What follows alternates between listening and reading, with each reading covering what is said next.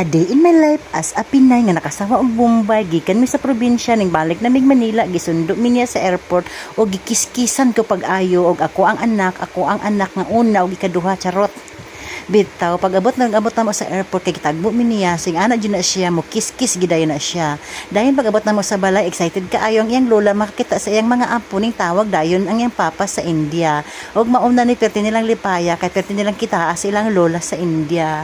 O di ba ang saya-saya ng junakis kong iyan ang aking mga Bombay trip.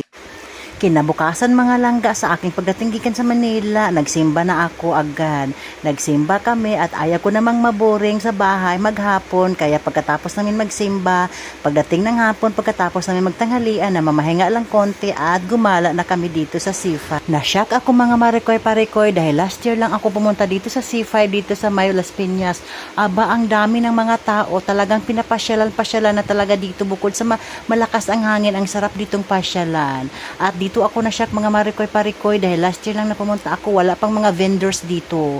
Ngayon punong-puno na dito ng mga food vendors, kahit ano mga pagkain, may mga milk tea na dito, may mga kwek-kwek, barbecue, any kinds of food na mga pang food street, mga marikoy-parikoy, andito na lahat.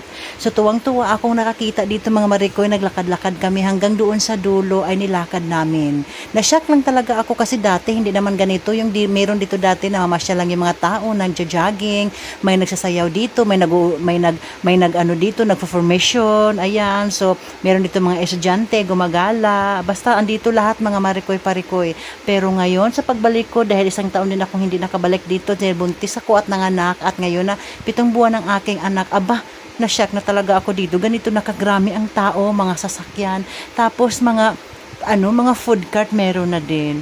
O diba mga marikoy-parikoy, subongga na ang C5. Pero pag ito matayuan na ng condo or subdivision, hindi ko alam kung anong itatayo dito ni Villar. Basta ito ay mawawala na at wala lang pwedeng mamasyal dito. Ngayon, temporary lang na pwede kang mamasyal dito dahil malinis siya at talagang malakas ang hangin. Pero kapag ito ay tatayuan na, hindi ka na makapamasyal dito.